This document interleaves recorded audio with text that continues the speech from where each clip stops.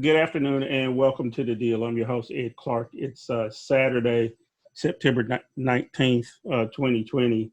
And we have been away for a couple of weeks due to COVID 19. There was a case of COVID 19 in the office complex here where our studios are. And of course, I had to be in quarantine and then ultimately have a COVID 19 test. And fortunately, I was cleared this week. So we're back in business, and so welcome to the deal. We know that there's always a lot to talk about, but within the last 24 hours, we received news that Supreme Court Justice Ruth Bader Ginsburg, the notorious RBG, passed away, and it sent shockwaves through. I think everybody on the left. I am a proud person on the left. I call myself a progressive. I don't shy away from it, and people know that. And it bodes very bad for us that Ruth Bader Ginsburg is no longer on the court. Of course, as always, we try to go out and find people who know what they're talking about to help try to process some of this. And we're fortunate to have back with us, as always, our resident political science expert, Val Atkinson. And then, of course, on the telephone, since this is short notice, we have noted civil rights attorney Al McShirley to try to help make some sense of what's going on.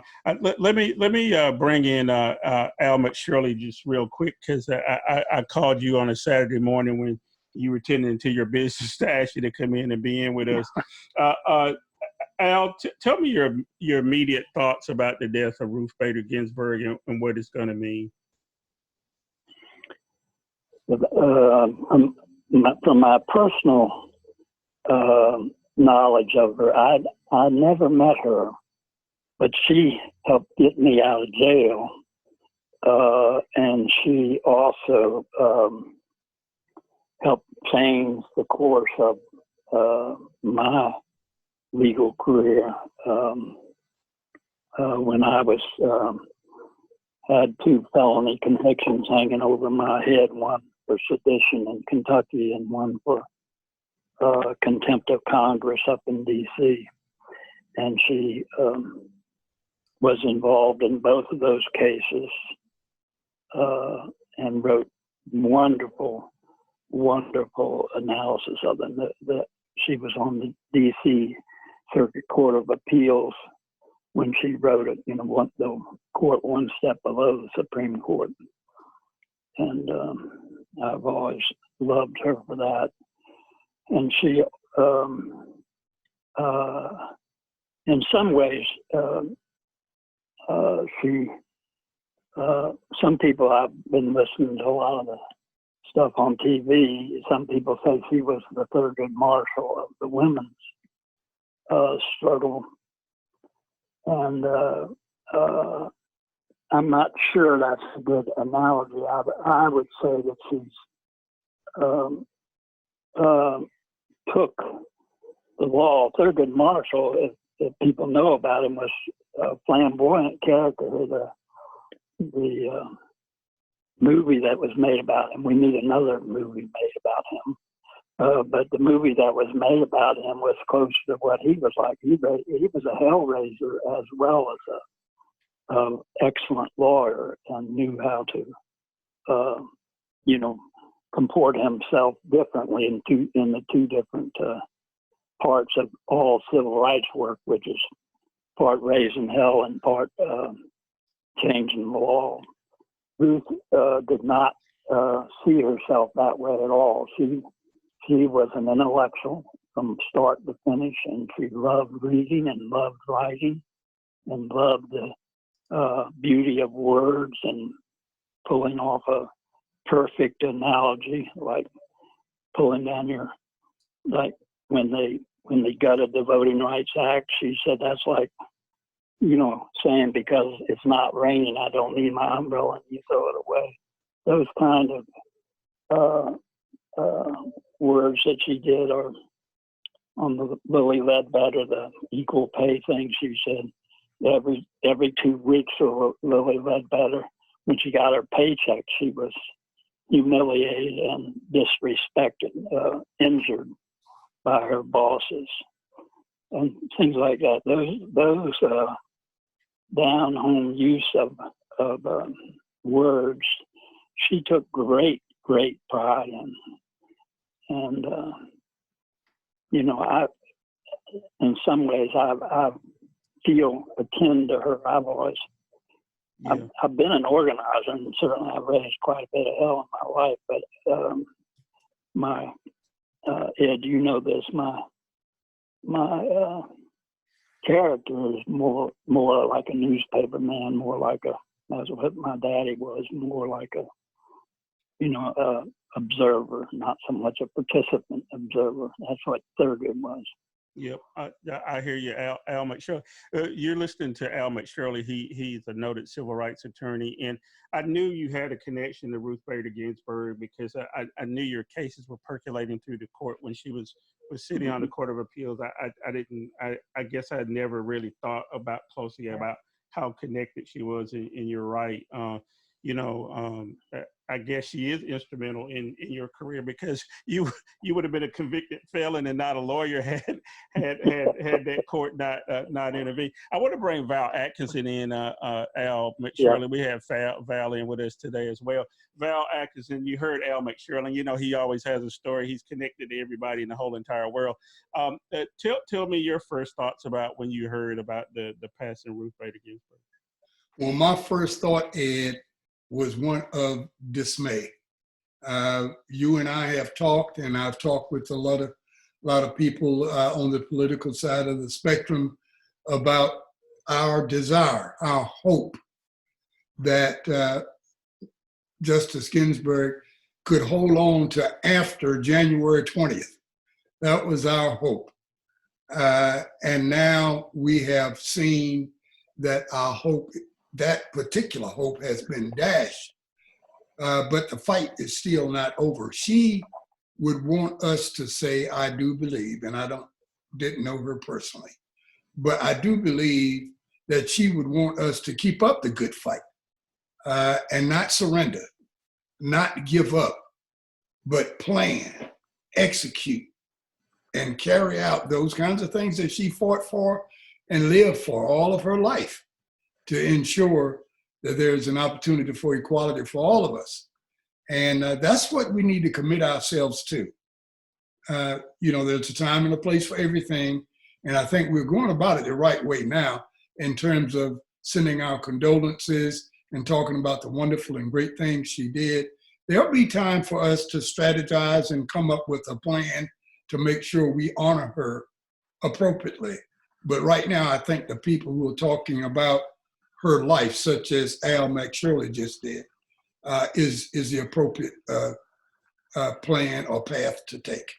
Yeah, I hear you, Val. Al McShirley, one other thing I wanted to talk to you about is, Val talks about respecting the life of Ruth Bader Ginsburg and honoring her. But of course, Mitch McConnell didn't even let her body get cold before he already made a comment that he wanted to go ahead and bring up any nomination that President Trump had after the hypocrisy of not allowing Merrick Garland to even be considered, and most of the Republicans Senate not even wanting to meet with Merrick Garland.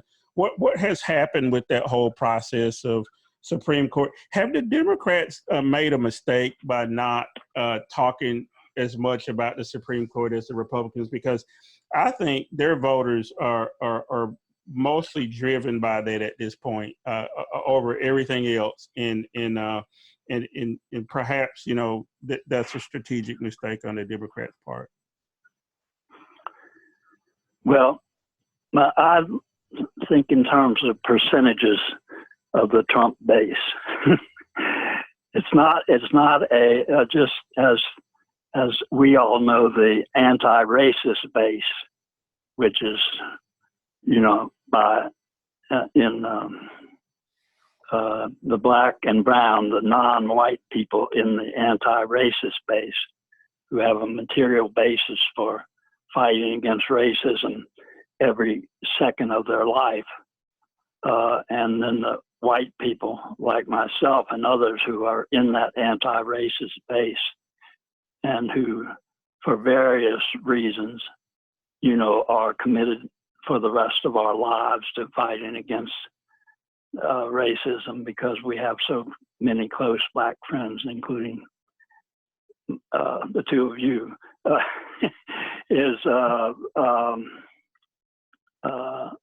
that's the solid base of the anti-racism movement, which we have worked at building, as you know, with Reverend Barber and other regional,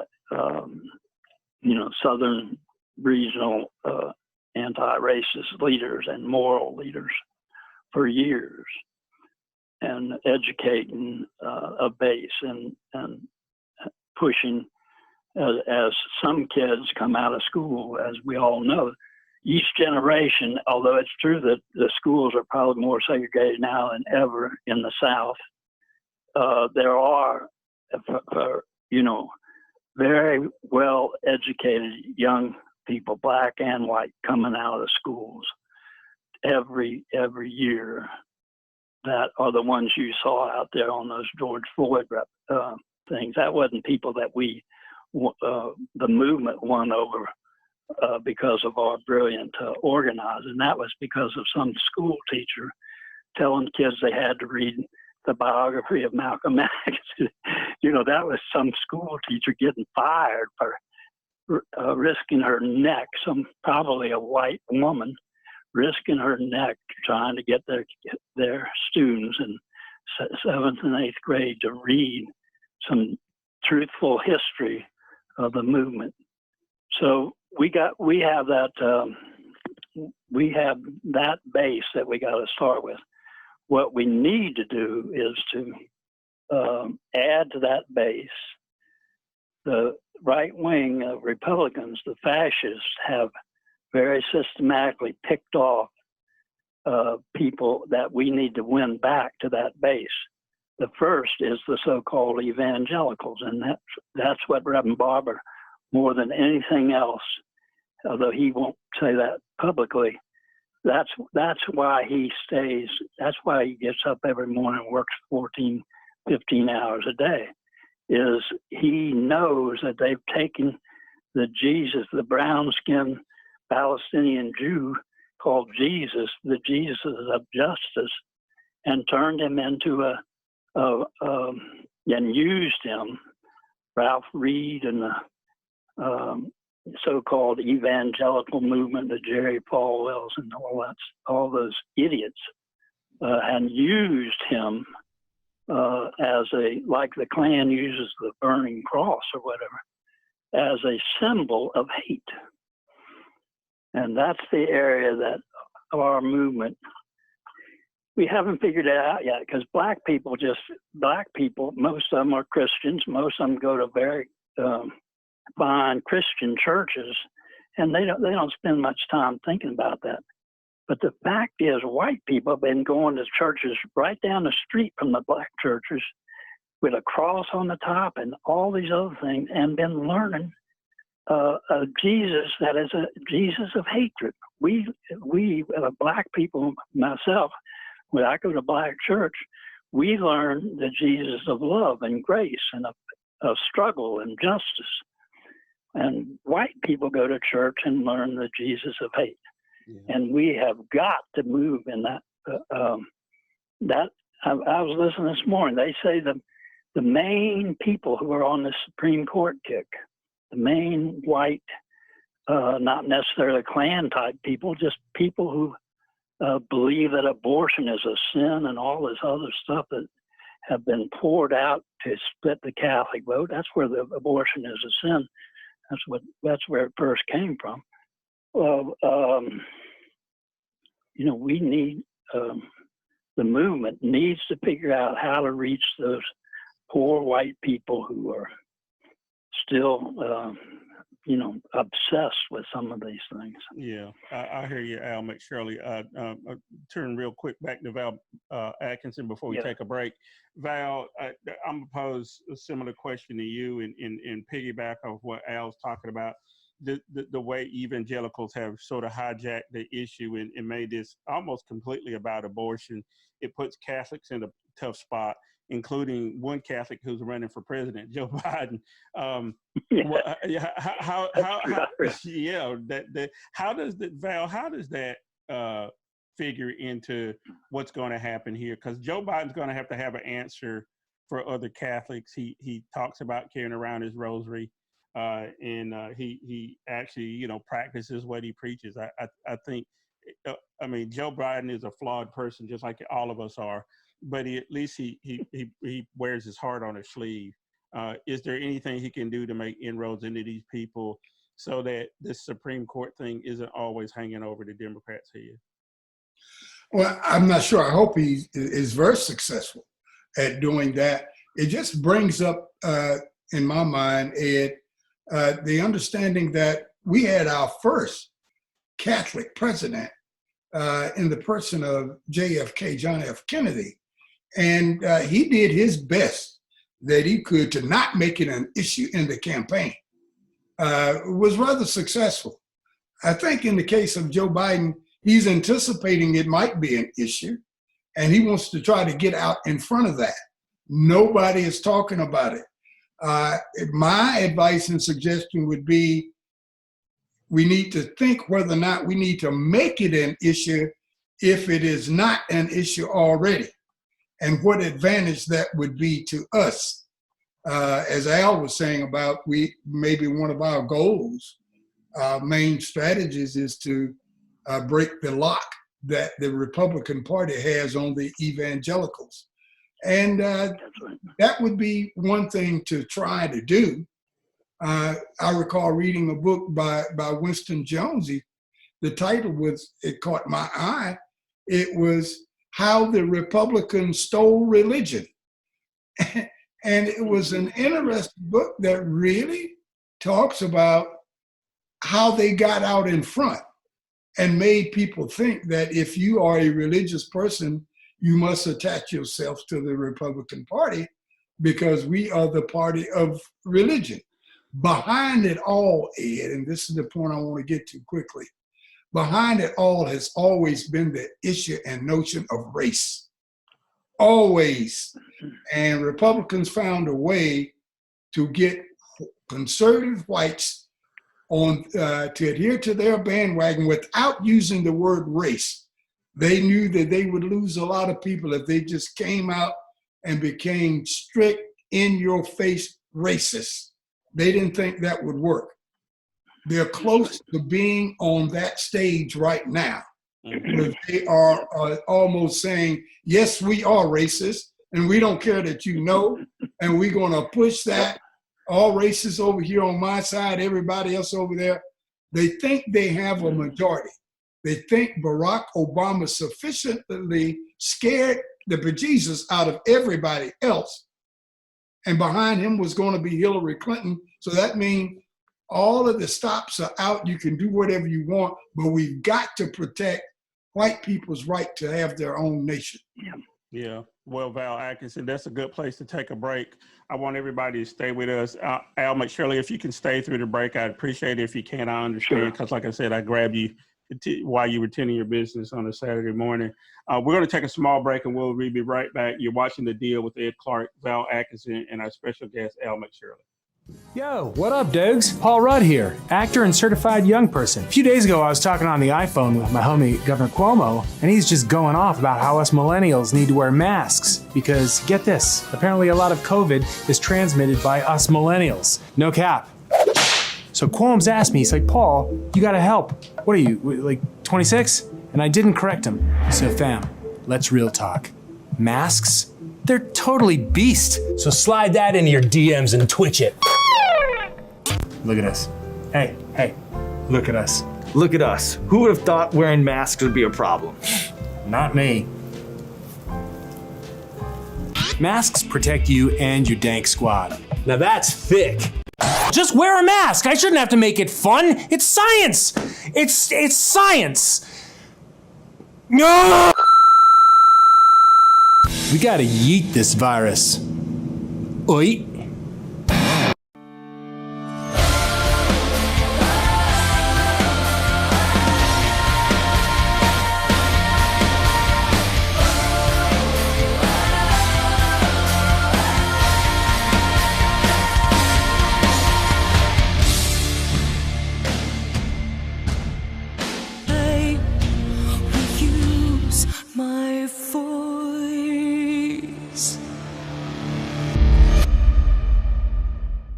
To Senator Obama and his supporters. Despite our differences, much more unites us than divides us.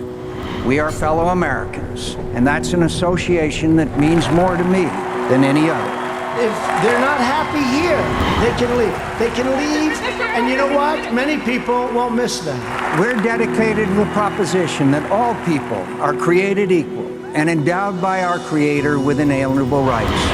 They're bringing crime, they're rapists, and some, I assume, are good people. In this country, we believe everyone has something to contribute and deserves the opportunity to reach their God-given potential. In the end, it matters less that you can fight. What you fight for is the real test. I fight for Americans. If you find faults with our country, make it a better one. Defending Democracy Together is responsible for the content of this ad. And welcome back to The Deal. I'm your host, Ed Clark. It's Saturday, September 19th. I swear the year's just rolling by. We're 40 some days out from the election, and we're in here talking this morning about Ruth Bader Ginsburg, but we're also talking about race, politics, the election, and I'm fortunate to have Val Atkinson in with us as usual. It's a political analysis. And then Al McShirley is joining us on the telephone from down in lovely Moore County, North Carolina, talking, giving us some legal advice, and also his take on the untimely passing of Ruth Bader Ginsburg.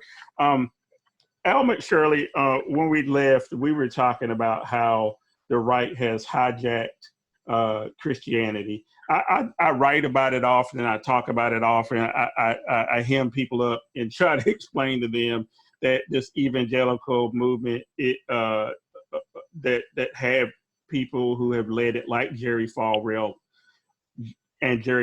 Jr. and Ralph Reed and those kind of people, have no interest in what you described as the Jesus of love. They are interested in the Jesus of power. Can you explain to folks, how that kind of developed?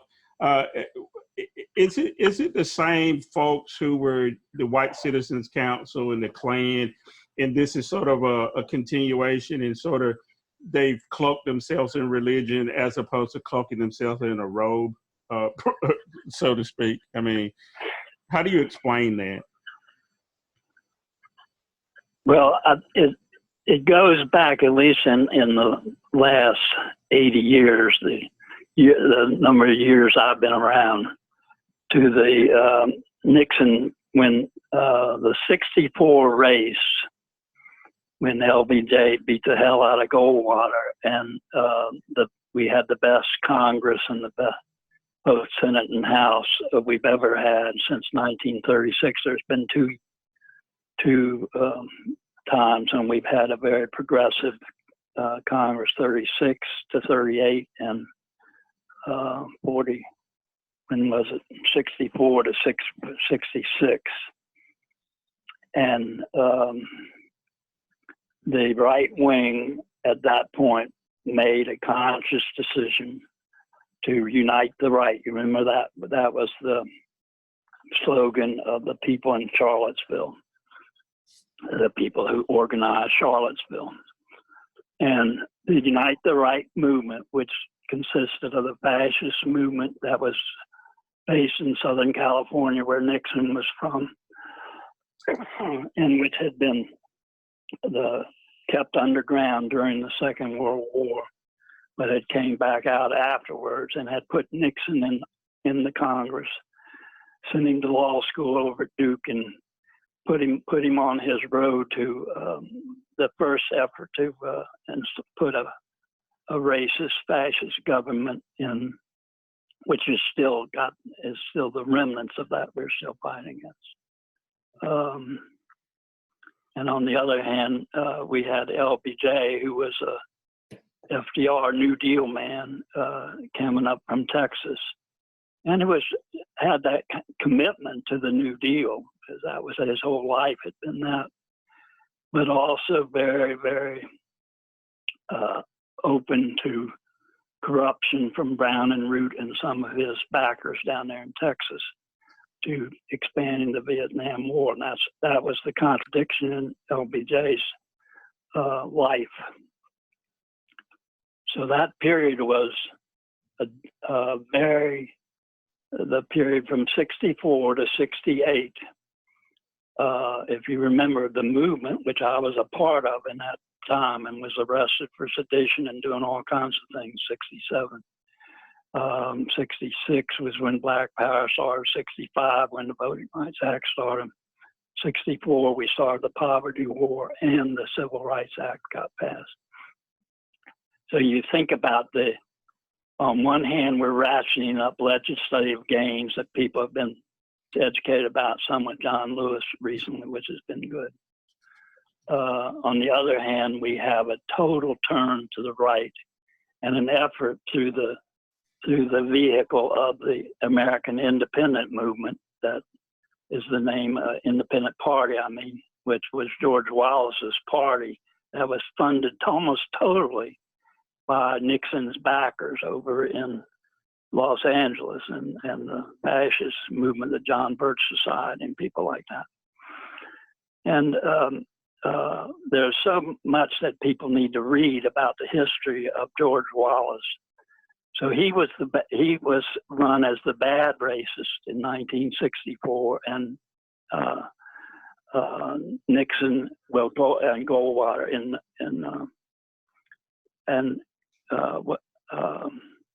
when Nixon and George Wallace ran together in 1968.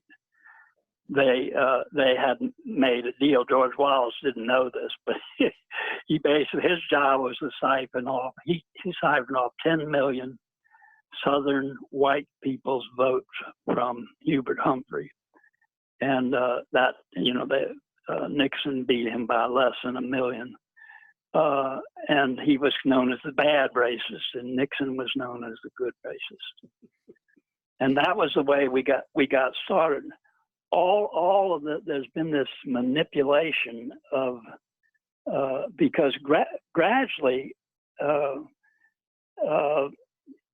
has been an opening during that year. Martin Luther King, before he came out against LBJ's war in Vietnam, he was had 50-60% popularity in this country. And around the world, he was the most popular American ever.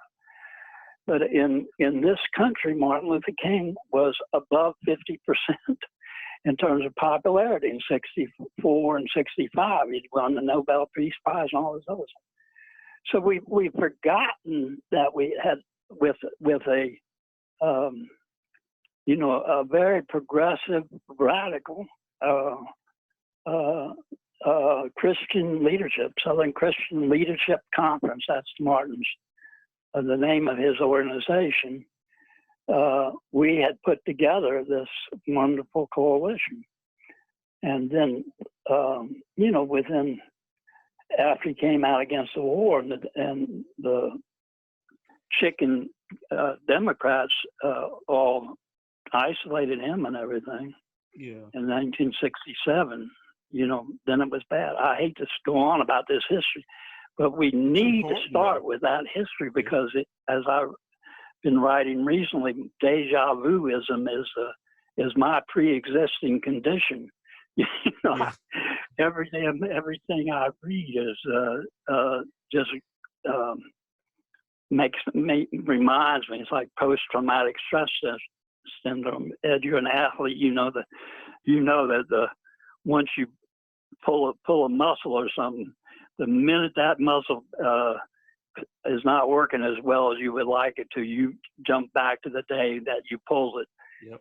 It triggers that stress, that response, and that's what we have to fight against. I'm talking about us old timers and us teachers. That's all we are now. We're just teachers.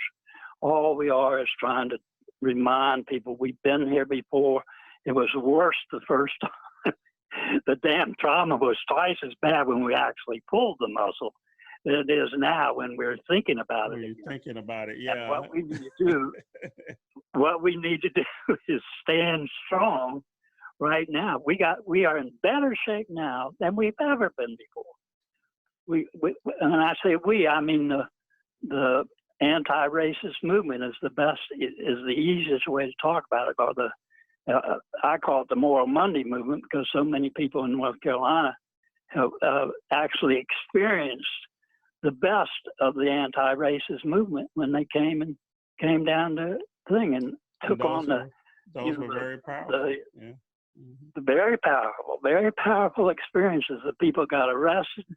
1,150 people were arrested. We got 99% of those arrests overturned by the court of by the Superior Court, and then we got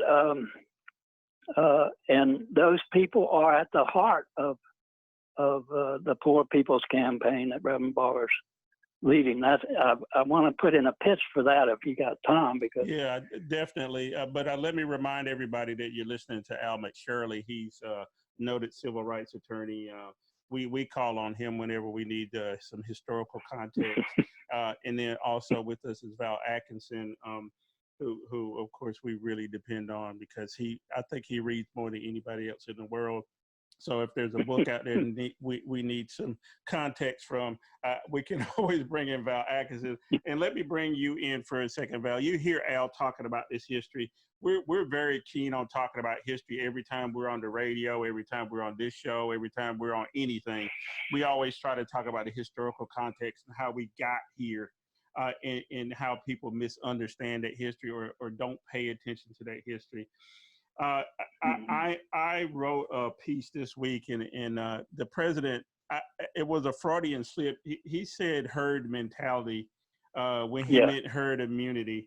And it made me think about you, Val, because I had just watched a movie, The Oxbow Incident, which is one of those old-fashioned Westerns. And in the movie, Henry Fonda, and he's watching as this posse led by Colonel Tetley, who is an old Confederate colonel, decides to go out and hang 3 men for rustling some cows and killing a man when they did neither. They didn't kill the man, they didn't rustle the cattle, but Colonel Tetley, as Donald Trump, he's the Donald Trump character in this whole thing. And it made me think about you, Val, because we talk about this often about there is a herd mentality, that those people who were so vociferous for Donald Trump, they don't exactly know why, or at least they don't express a rational reason why. But I think in listening to Al and all the conversations I've had with both of you guys over the last 3 decades, it's clear to me that the fear of losing white supremacy, white power, or whatever you call it, is what's driving this. Talk to me about that fear that you detect in some of these people who are most vociferous in their support for Donald Trump. Well, I like to give my example. When I was right after my hip surgery, I was in rehab, and I happened to have a physical therapist who was, I guess you could call it, between jobs. She was a graduate of Duke University, and I used to wear my Duke paraphernalia to my therapy. And we got to be good friends, and we talked a lot about things that had nothing to do with my hip. And she related to me that she was really dismayed because her mother was a flaming liberal, had taught her everything that she knew about politics, and was always a lefty.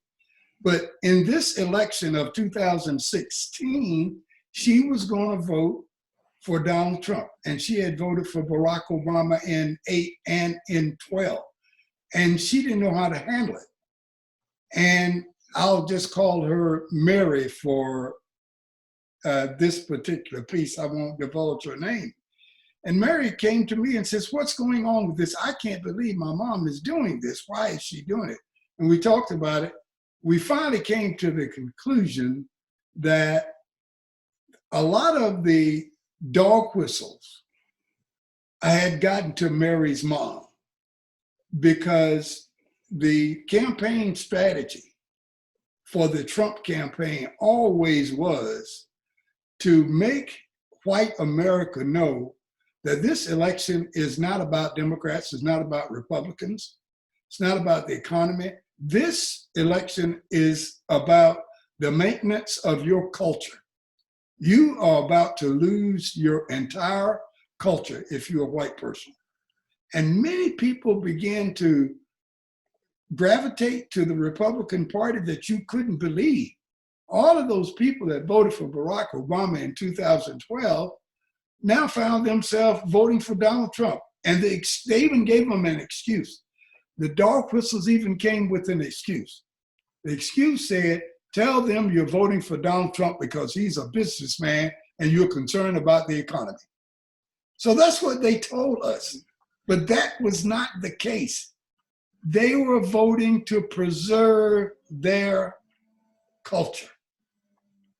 And now that I've read Isabel Wilkinson book, Caste, I have a different terminology and label for it now. I call it caste protection. They were voting to protect their place in this racial caste called American society. And they did it subconsciously. They did it without the faintest thought of planning or why I'm doing this. And that's still operating today. That is a very, very dangerous opponent and enemy to have when you're fighting against someone that's being controlled and used by a force that they are unaware that that force is controlling them. We have our work cut out for us, Ed. This is not going to be easy because, Al was talking about the evangelicals and how can we get with them and how Reverend Barber is using more Mondays to do this now. We've got to first bring these people back to a state of consciousness. They don't even realize what's going on and what's happening to them or why. And one of the problems that we have is that we don't want to spend all of our time doing that. And I'll bring this last piece in before I give it back to you. I recently watched a PBS documentary hosted by Jake Wade, and the title of it was, we talked about hacking your brain. And it was talking about fast brains and slow brains, and how some people, salesmen, other people, appeal to the prospect's fast brain. What that is that when we say 2 + 2 = 4, you don't have to think about that, sensitize it, or do anything. It's just something that's known, and you say, okay, it's 4. That's fine. That's the fast brain at work. But when somebody asks you what is the total of 17 times 24, you got to think about that for a minute. And you got to go through certain little gyrations in your own mind. You maybe even need paper and pencil to do that. I'm afraid that Democrats are appealing too much to the slow brain. We have all of these gyrations about the percentages of loss if you have pre-existing conditions under ACA, and if Trump gets in, how many hospitalizations will be over the norm for You've lost people. You've lost them. We are appealing to their slow brain. You are asking them to think and come. And we are right. If they would think and come up with that rationalization, they would see that the loss of ACA is going to be catastrophic. Going to be catastrophic to too many people. But we won't do that. And Republicans have beat us to the punch on that for so long. Way long time ago, they've used 7-second sound bites, what I used to call bumper sticker slogans. And they have a new one now, Ed. It's called the humongous lie. And what that is, you make a lie so outrageous that nobody really believes it, but people jump on it. And the next thing you know, they are satisfied with the fact that 98% of his statement was untrue. You've just given them 2%. You've just saying part of it is true. One of the example of the humongous lie that he tells, he said he's the best president that the African-American community has ever had. Ever. So what we do, we jump on that to try to show that that's not true. We throw out Lincoln. We throw out Kennedy. We throw out Johnson. We throw out Clinton and Obama. Why are we even entertaining that? You've given them the 2-3%, saying, okay, you're pretty good, but we don't want to make you the best. I don't even want to entertain that lie. But my point in all this, Ed, is that we have become the Warren Christophers. Warren Christopher was the guy that the Democratic Party put in charge of the hanging Chaz fiasco in Florida in 2000. He came dressed up in a 3-piece suit with a briefcase full of briefs, okay, and that sort of thing. Republicans came with a bunch of people to start a riot to make them stop counting with chains and baseball bats. I really don't think we've learned a lesson from that yet. This is about a fight, guys. It's not about a negotiation. It's about a fight. Val, thanks for making me nervous again. This is a good place to take a break. We're going to take our last break.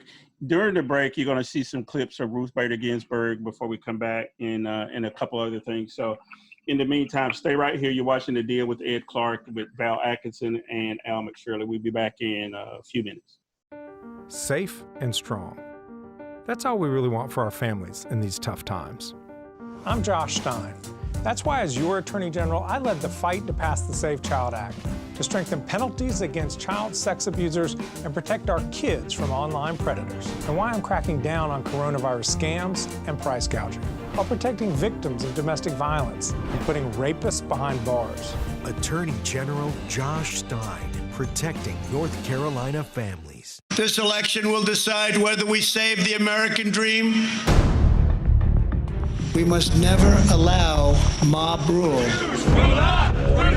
17-year-old being held on suspicion of first-degree intentional homicide. Free rein to violent anarchists and criminals. The El Paso shooting was the deadliest attack at the hands of a white supremacist in the U.S. in 50 years. We must always have law and order. Tear gas was used to remove peaceful protesters from Lafayette Park. A St. Louis couple brandishing firearms against protesters. The greatest economy in history. The U.S. lost more than 20 million jobs just in the month of April, making it the worst jobs report on record. We will crush the virus. Total cases in the U.S. now top 5.8 million. The virus has killed more than 179,000.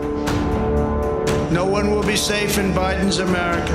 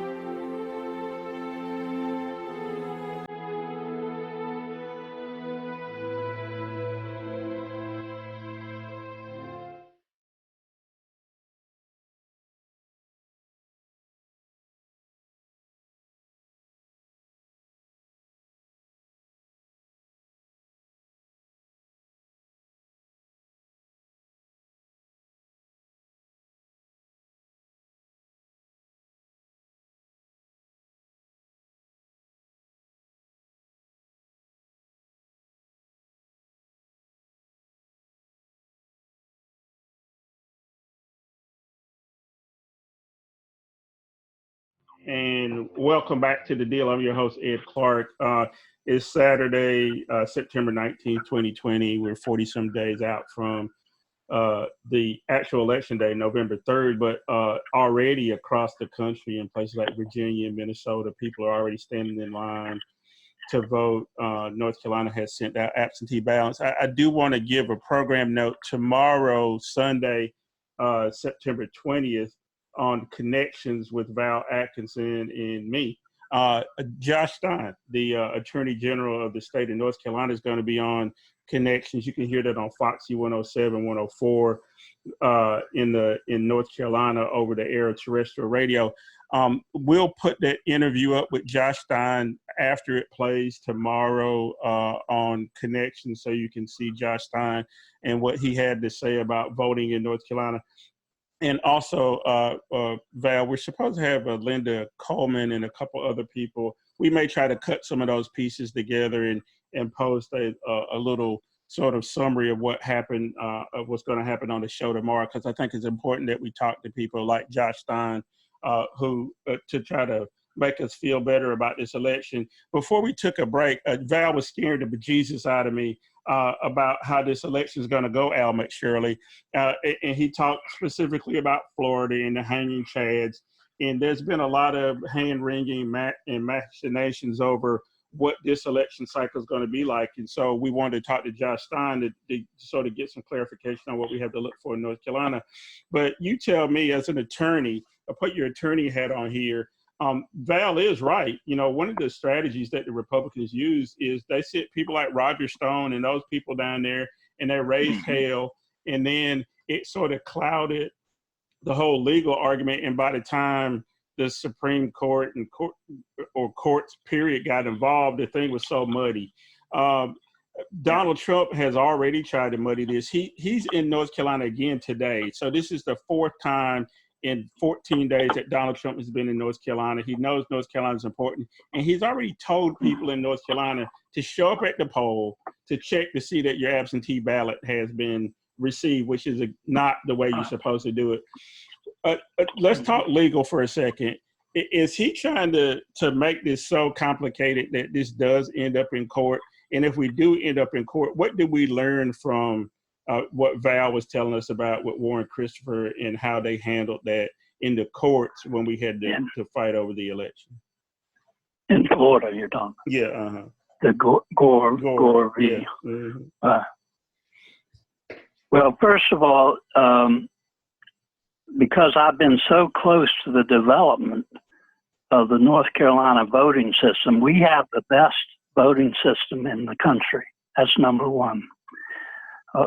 We have early voting, which is like the easiest possible thing you do. If there's any screw up, which there are sometimes, there were screw ups back in the day before Trump or anybody else had tried to mess it up. But it's so easy with early voting. You can vote. We in Moore County, we always vote on the Sundays, Souls to the Polls Sundays that are early voting to get on TV and, have our NAACP people and everything all come out and do that. And that's done in about 80 counties across the country, across the state. So there's absolutely no, the voting is always run on the county level by the County Board of Elections. You remember Durham had some screw ups. There was some corrupt people in the Durham Board of Elections there for one round, but that's been resolved. So I anticipate, and I'm right in the middle of the national, that we have this 800 number of people supposed to call if they see any problems, see any Confederate flags waving around, see any. We had a complaint that somebody put on a website, if you're a Democrat, you're supposed to vote on November 4th. If you're a Republican, vote on November 3rd and stuff like that. All, very official looking. So there will be people trying their best but we are 10 times more vigilant than we ever were. We are 10 times more ready to deal with the attacks on the voting system, and the voting system itself, on the whole, is very strong. So I want to reassure everybody that hears me that we are. We're so lucky that the work that's been done in North Carolina, and the Democrats control the voting system here. The governor appointed and we appoint 2 out of 3 of everybody on the local boards. So there's been a lot of stuff thrown out there that got people scared, but on the whole, we're in good shape. That's number one. Yep. Number two, I want to switch just a little bit from voting, because I've always taken the position if we didn't need independent civil rights, or what I call anti-racism movement in the country, and the only reason we need that is because we represented, well, for a long time, just African Americans, and then we fortunately had sense enough to look down the road and see that they were trying to split Mexicans and Latinos in general from African Americans, get us fighting with each other, which was their main aim back in the day.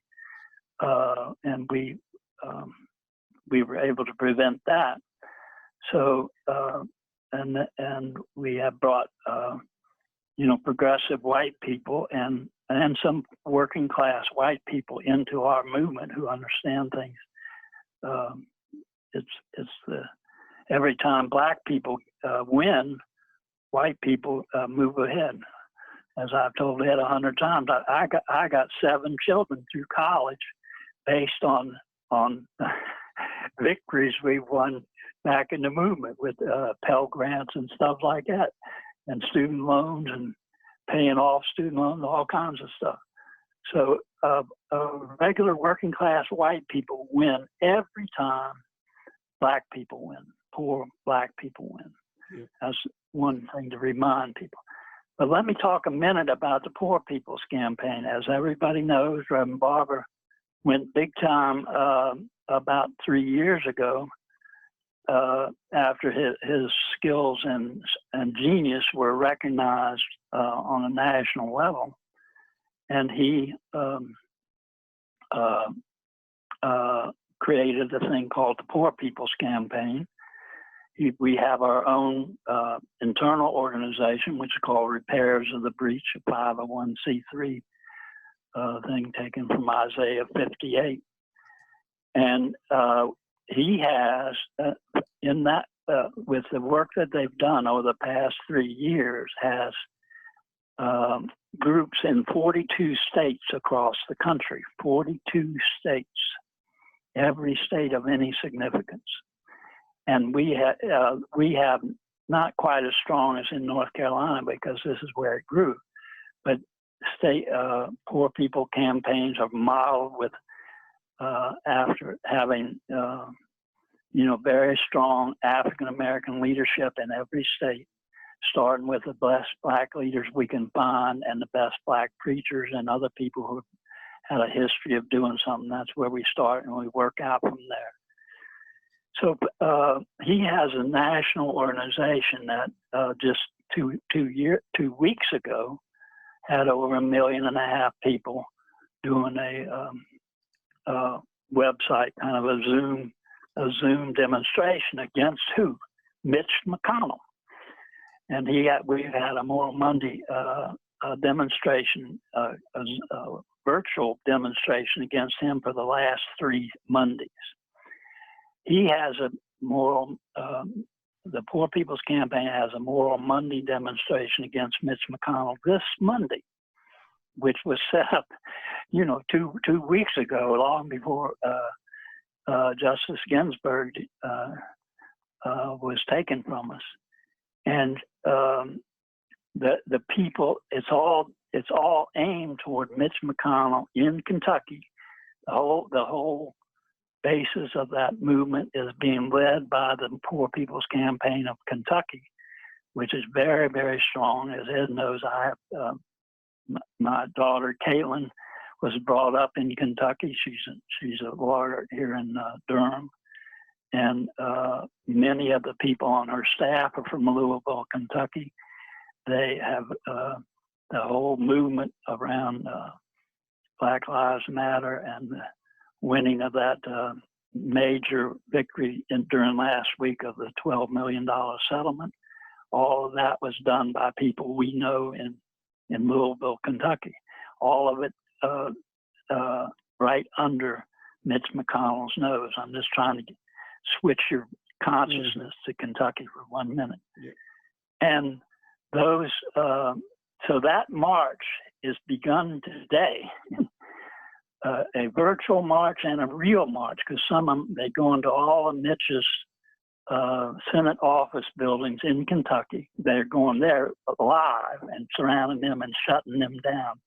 They've shut down Mitch's office in Washington for 3, and they've heard back from people that work in the office that nobody can call in, nobody can get out. It's been very effective, and they're driving him up the wall. And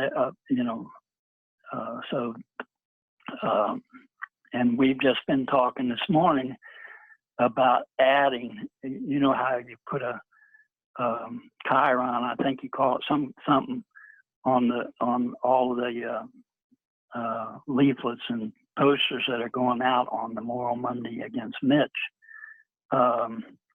To add something on that today, kind of a late breaking news that says, honor Ruth Bader Ginsburg, honor women, join the, just to let people know that we see this as part of a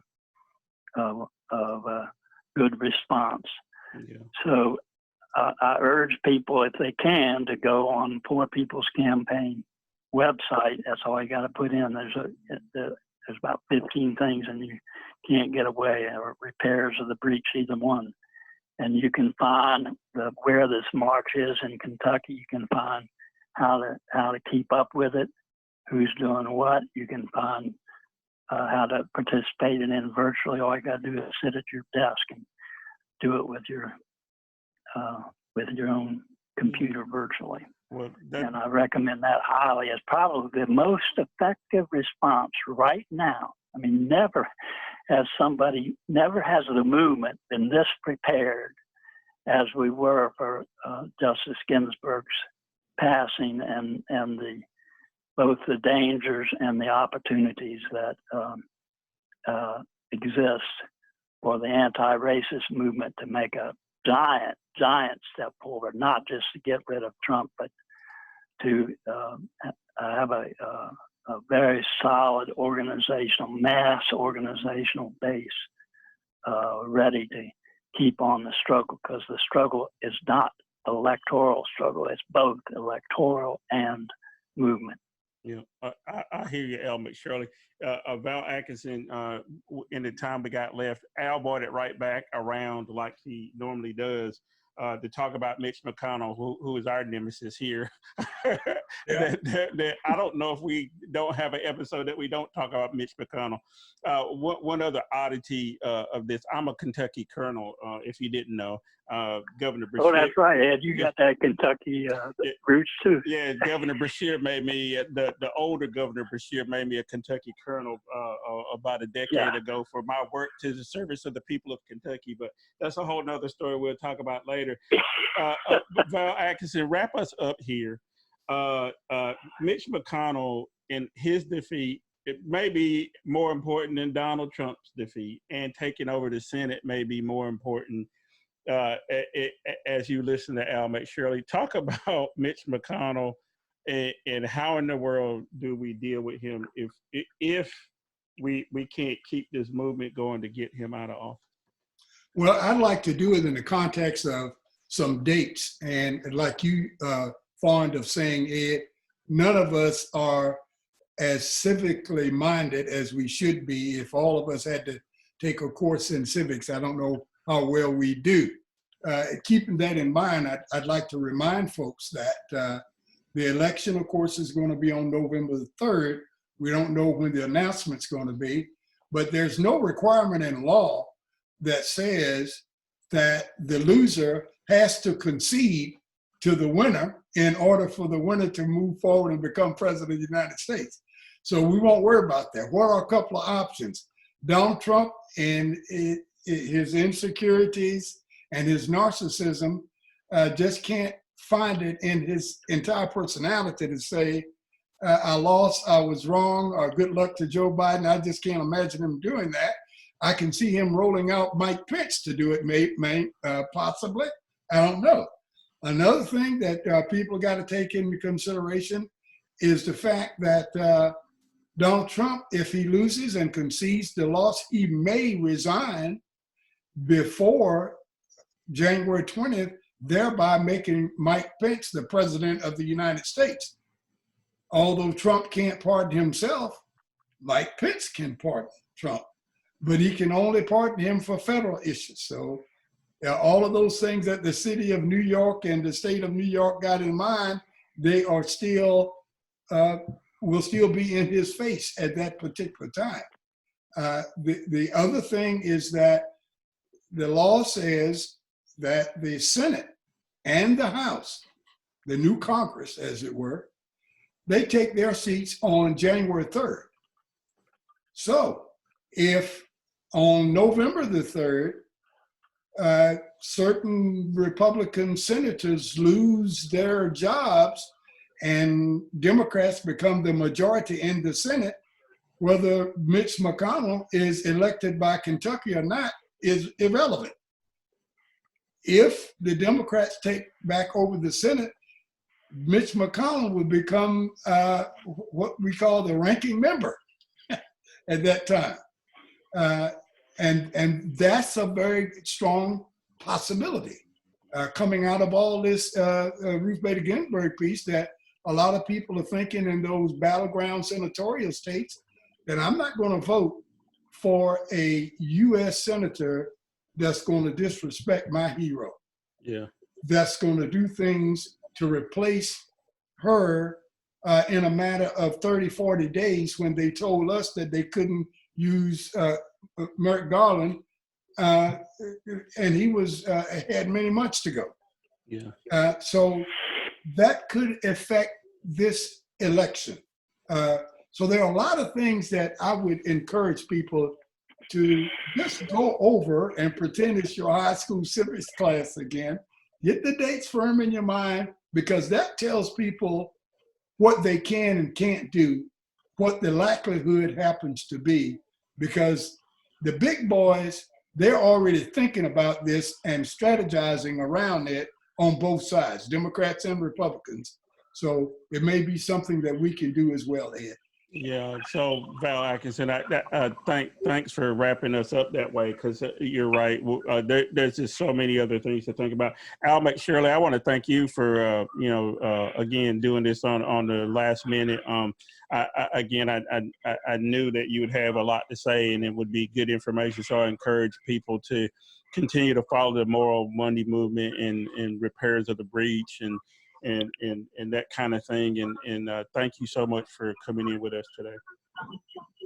The Poor People's Campaign. And the Poor People's Campaign, you're right. Yeah, so Yeah, we're going to put a easiest. link. Yeah, the Poor People's Campaign will be the easiest link, and we'll put that on the web page as well. So in the meantime, we'll be back next week. Again, tomorrow morning, if you're in North Carolina and Southern Virginia, Josh Stein is going to be on Foxy 107, 104 at 8 a.m. to talk with me and Val about North Carolina, talk about some of the issues that Al was talking about in relation to how well North Carolina has done with preparing its election system. We'll post that interview with Josh Stein later on Sunday after we do it on Foxy 107. In the meantime, go out, read my latest column. It's about your president, Donald Trump, and his misstatement the other day about herd mentality in the movie The Oxbow Incident and how they're related. Of course, there's also like a ton of other material out there, all our past shows and all my past columns. And again, I'm working on a column for today as well. So come back next Saturday morning, The Deal with EdClark.com. Thank you, Val Atkinson. Thank you, Al McShirley. And you guys have a great Saturday afternoon. Bye. Thank you, Ed.